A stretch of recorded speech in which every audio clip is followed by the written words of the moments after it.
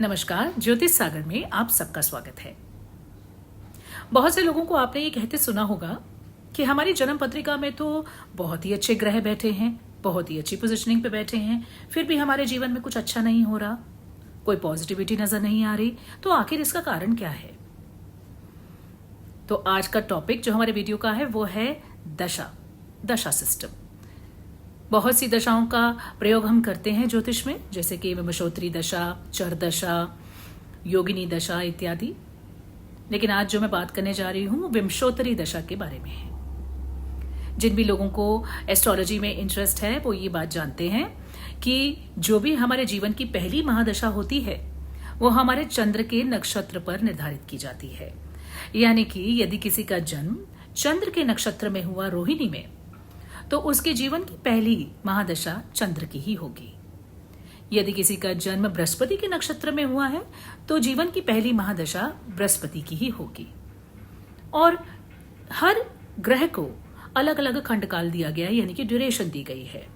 जैसे कि केतु की महादशा 7 वर्ष की, शुक्र की 20 वर्ष, सूर्य की 6 वर्ष, चंद्र की 10, मंगल की 7, राहु 18 वर्ष, बृहस्पति 16 वर्ष, शनि 19 वर्ष और बुध 17 वर्ष की महादशा लिए हैं। तो जब भी आपके जीवन में जो महादशा चलती है वो आपको बहुत ज्यादा प्रभावित करती है। यानी यदि आप किसी टैक्सी में बैठे हैं तो आप हो गए टैक्सी में बैठे हुए पैसेंजर और आपकी दशा लॉर्ड हो गए आपके ड्राइवर। इसलिए जो भी महादशा आपके जीवन में रन करती है वो आपको पूरी तरह से प्रभावित करती है। तो ये बात समझना जरूरी है कि आपकी जन्म पत्रिका में जैसे भी ग्रह बैठे हुए हैं, जब तक उनकी दशाएं नहीं आती तब तक उनका पूरा इफेक्ट आपको देखने को नहीं मिलता। तो फॉर एग्जाम्पल, अगर आपकी कुंडली में सूर्य उच्च के होके बैठे हैं और बहुत ही अच्छे हाउस में बैठे हुए हैं और आपको हमेशा ये कहा गया कि आपके सूर्य बहुत अच्छे हैं, आपको तो जीवन में बहुत यश मान कीर्ति मिलेगी, मगर आपको ऐसा कुछ भी नहीं दिख रहा, तो आपको वेट करना है अपनी सूर्य की महादशा का। और कई बार ऐसा भी होता है कि जो प्लैनेट आपकी कुंडली में सबसे अच्छा बैठा है उसकी महादशा ही नहीं आती आपके जीवन काल में। इसलिए आपको ये जरूर देखना है कि जो भी प्लैनेट आपकी कुंडली में बहुत अच्छा होके बैठा है, शुभ होकर बैठा है, क्या उसकी महादशा आपके जीवन में आएगी। अब आप कहेंगे कि बीच में अंतरदशाएं और प्रत्यंतर दशाएं भी तो आती हैं। बिल्कुल आती हैं, लेकिन अंतरदशा और प्रत्यंतर दशा का जो पीरियड होता है, जो ड्यूरेशन होता है, वो बहुत लंबा नहीं होता। ज्यादा से ज्यादा अंतरदशाएं 2.5-3 साल से चल सकती हैं, लेकिन छोटे ही पीरियड होते हैं अंतरदशाओं और प्रत्यंतर दशाओं के। तो यदि किसी की बहुत अच्छे प्लैनेट की अंतरदशा आ गई तो यस, डेफिनेटली उस पीरियड में उस व्यक्ति को अच्छे रिजल्ट्स मिलेंगे। तो आपको ये देखना जरूरी है कि आपके जीवन में आपके जो कुंडली में शुभ ग्रह हैं उनकी दशाएं, अंतरदशाएं, प्रत्यंतर दशाएं कब आ रही हैं। और सबसे ज्यादा लाभ आपको तभी मिलता है जब एक बहुत ही शुभ प्लैनेट की महादशा आपके जीवन में आए। और एक प्रश्न जो बहुत से लोगों के मन में आता है वो ये कि फॉर एग्जाम्पल किसी की कुंडली में शुक्र बहुत ही अच्छी पोजिशनिंग पे है, उच्च के होके बैठे हैं, 11वें भाव में बैठे हैं और अच्छे हाउसेस के मालिक भी हैं, लेकिन उस व्यक्ति को अच्छे रिजल्ट्स नहीं मिल रहे। उसके रिलेशनशिप्स में बहुत सी इश्यूज आ रही हैं और उसके डिजायर्स बहुत ज्यादा बढ़ते जा रहे हैं, मगर अभी भी एक अच्छा रिजल्ट मिलने में उसको वेट करना पड़ रहा है। तो साथ ही साथ आपको ये भी देखना है कि आपके जिस प्लैनेट की महादशा आ रही है वो प्लैनेट किस नक्षत्र में स्थित है, और जिस नक्षत्र में वो स्थित है उस नक्षत्र का स्वामी किस तरह की पोजीशन में बैठे हैं आपकी कुंडली में।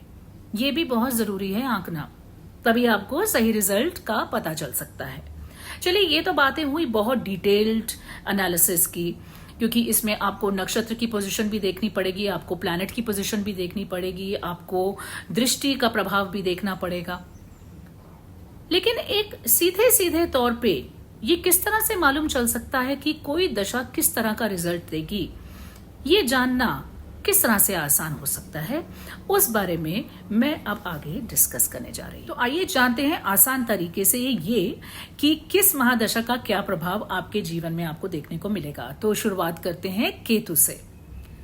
तो समझ लीजिए किसी व्यक्ति की केतु की महादशा चल रही है, तो उस व्यक्ति के जीवन में जो केतु के सिग्निफिकेशंस हैं, जो भी उसके कारकत्व हैं, वो आपके जीवन में दिखेंगे। तो आपको ये जानना जरूरी हो जाता है कि आप उस पर्टिकुलर प्लैनेट के बिहेवियर जाने, उनके सिग्निफिकेशंस जाने और उसी हिसाब से आप अपने आप को ढालें। तो केतु के जो व्यवहार हैं, जो कैरेक्टरिस्टिक्स हैं, यानी कि चीजों से दूर होना, चीजों से कटना, मन ना लगना, विरक्ति का भाव आना, हर चीज की व्यर्थता को आप आसानी से देख पाते हैं। आप अपने ही लोगों से कई बार दूर हो जाते हैं। कई बार जिन चीजों में आपको बहुत ज्यादा इंटरेस्ट था, वो भी इंटरेस्ट फिनिश हो जाता है और आपको अंदर से एक तरह का एक वैराग्य की फीलिंग आना, यानी कि एक तरह से डिससेटिस्फैक्शन की फीलिंग आना, इस तरह के आपके अंदर कैरेक्टरिस्टिक्स देखने को मिलेंगे।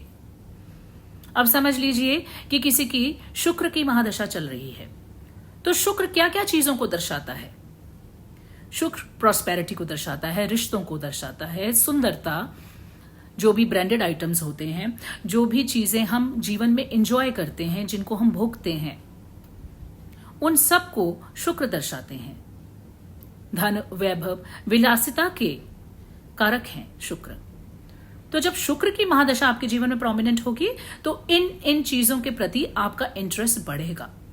आप उन चीजों के प्रति ज्यादा सजग हो जाएंगे। आपके अंदर डिजायर्स आएंगी, इच्छाएं आएंगी उन चीजों को प्राप्त करने की, और आपके अंदर विरक्ति का भाव नहीं रहेगा। इसी तरीके से यदि किसी व्यक्ति की सूर्य की दशा आती है, तो जो भी सिग्निफिकेशन सूर्य के होते हैं, वो उसके जीवन में प्रोमिनेंस लिए होते हैं। यानी सूर्य क्या है? सरकारी कार्य है, बॉसी नेचर है, लीडरशिप क्वालिटीज हैं, फेम है, यशमान कीर्ति है। तो ये डिपेंड करता है कि सूर्य आपकी कुंडली में किन ग्रहों के साथ बैठे हैं और किन ग्रहों से दृष्ट हो रहे हैं, किस ग्रह के स्वामी बने हैं और किस हाउस में प्लेस्ड हैं। तो वो रिजल्ट तो आपको उस हिसाब से मिलेंगे, लेकिन जो आपकी नेचर है, जो आपका सोचने का जो तरीका है, वो इस प्लैनेट से सबसे ज्यादा आपको दिखेगा कि वो उससे प्रभावित हो रहा है। तो सूर्य के जो गुण हैं, जो कैरेक्टरिस्टिक हैं, वो उस व्यक्ति के अंदर जरूर दिखेंगे। अब जैसे चंद्र है, चंद्र की दशा आई, तो हम जानते हैं कि चंद्र के क्या कैरेक्टरिस्टिक्स हैं, चंद्र किन किन चीजों के कारक हैं, तो उन चीजों के प्रति आपका इंटरेस्ट बढ़ेगा। बहुत ज्यादा ट्रैवलिंग हो सकती है, अनस्टेबिलिटी रह सकती है, थोड़ा सा इमोशनल इम्बैलेंसेस भी देखे जा सकते हैं चंद्र की दशा में। बहुत ज्यादा व्यक्ति इमोशनल हो जाता है। डिपेंड करता है कि आपकी कुंडली में चंद्र क्या डिग्निटी लेकर बैठे हैं। तो जो हम रिजल्ट देखते हैं कुंडली में, वो तो हम लॉर्डशिप और पोजीशनिंग के हिसाब से देखते हैं, एस्पेक्ट्स के हिसाब से देखते हैं, कंजंक्शन के हिसाब से देखते हैं। लेकिन जब हम एक व्यक्ति के बिहेवियर की बात करें, तो उसके अंदर उस महादशा के स्वामी की जो नेचर है, वो देखने को अवश्य मिलती है। तो इसलिए ये जरूरी हो जाता है कि आप प्लैनेट्स के कैरेक्टरिस्टिक को समझें, उनकी सिग्निफिकेशंस को समझें, क्योंकि वो चीजें आपके जीवन में प्रोमिनेंट हो जाती हैं जब भी महादशा का वो पीरियड आता है। तो यदि आपको ये जानना है कि आपकी महादशा कैसी रहेगी, तो आपको ये देखना है कि आपका महादशा के लॉर्ड कौन है। उसी तरीके से मंगल की दशा आती है, तो मंगल के जो भी सिग्निफिकेशंस हैं, जो भी मंगल की नेचर है, यानी कि उग्रता लिए, बहुत ज्यादा एनर्जी, बहुत ज्यादा जल्दी आपको गुस्सा आना, बहुत जल्दी से किसी बात पे उत्तेजित हो जाना। यदि आप किसी चीज पे अपना विल पावर लगाते हैं, तो उस चीज को आप अचीव करते हैं, क्योंकि आपके अंदर उस समय मंगल की एनर्जी सबसे ज्यादा प्रोमिनेंट होती है। वैसे ही जैसे राहु की दशा आएगी, तो राहु क्या सिग्निफाई करते हैं? इल्यूजन्स, धोखा, जरूरत से ज्यादा इच्छाएं, किसी चीज के पीछे ऑब्सेशन। बहुत सी बार राहु की दशा में लोगों के जीवन में ऐसे ऐसे लोग आते हैं जो उन्हें एक कार्मिक लेसन देके जाते हैं। राहु के बाद आती है बृहस्पति, और बृहस्पति क्या दिखाते हैं? विजडम दिखाते हैं, एक्सपेंशन, ग्रोथ, प्रॉस्पेरिटी। तो आपके जीवन में हर तरह से प्रॉस्पेरिटी आपको देखने को मिलती है। आपकी जो सोच होती है, वो भी पॉजिटिविटी में होती है। फिर उसके बाद आ जाते हैं शनि। अब शनि क्या दिखाते हैं? हार्ड वर्क, और उसके अलावा कि अपने अंदर एक कमी की फीलिंग आना, अलग रहने का मन करना, ज्यादातर लोगों से मिलना जुलने का शौक नहीं रह जाता शनि के पीरियड पे। और बहुत कुछ लोग तो बहुत हार्ड वर्किंग हो जाते हैं और कुछ लोग बिल्कुल ही आलसी हो जाते हैं, depending on the dignity of that planet. उसके बाद आ जाते हैं बुध। अब बुध क्या दर्शाते हैं? बुध इंटेलिजेंस के कारक हैं। जो भी चीजें रुक रुक के अभी तक चलती हैं शनि की दशा में, वो बुध के पीरियड में आके एकदम से तेजी पकड़ती हैं। आपका दिमाग एकदम से जल्दी जल्दी चीजों को समझने लगता है। तो इस तरीके से जो जो चीजें एक पर्टिकुलर प्लैनेट सिग्निफाई करता है, वो चीजें आपके जीवन में आती ही हैं। तो आपने इस वीडियो में समझा कि जब भी हमारे जीवन में महादशा के प्लैनेट्स चेंज होते हैं तो किस तरह से हमारे अंदर ही व्यक्तित्व में चेंजेस आते हैं। तो जब हम इन चेंजेस को समझ लेते हैं तो उनसे डील करना ज्यादा आसान होता है। जब भी आपकी एक दशा से आप दूसरी दशा में जा रहे होते हैं, जिस पीरियड को हम छिद्र दशा कहते हैं, 6 to 8 मंथ्स का पीरियड हो सकता है वो, उस पीरियड में आपको चेंजेस बहुत सारे देखने को मिलते हैं। तो आप कह सकते हैं कि उदाहरण के लिए कि यदि आप एक ट्रेन से उतर के दूसरी ट्रेन में जा रहे हैं और अपनी जर्नी को कंटिन्यू कर रहे हैं, तो उसमें कहीं ना कहीं एक डिस्कम्फर्ट लेवल आता ही आता है। तो आपको एक दशा से जब आप दूसरी दशा में जा रहे होते हैं तो आपको कुछ ना कुछ चेंजेस अपने जीवन में देखने को मिलते हैं। बहुत से कुछ लोग तो बिल्कुल ही बदल जाते हैं एक दशा से दूसरी दशा में जाते हुए, और कई बार कुछ लोग ऐसे ऐसे डिसीजंस ले लेते हैं इस समय पे जो कि उनके लिए प्रॉफिटेबल नहीं होते। इसलिए खास तौर पे जब समय छिद्र दशा का हो तो कोई भी बड़ा डिसीजन आपको नहीं लेना चाहिए। तो इन सब चीजों को जानकर आपके लिए अपनी महादशाओं को एनालाइज करना आसान हो जाता है। तो यदि आप डिटेल्ड आंसर चाहते हैं कि आपकी एक पर्टिकुलर दशा कैसी रहेगी, तो डेफिनेटली आपको अपनी कुंडली का विश्लेषण कराना चाहिए।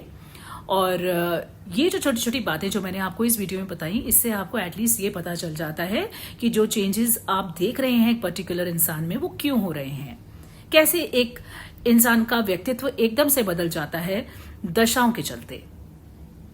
तो मुझे उम्मीद है आपको ये वीडियो पसंद आया होगा। यदि आपके कोई सवाल हो तो कमेंट बॉक्स में जरूर लिखिए, और मैं मिलती हूं आपसे अपने अगले वीडियो में।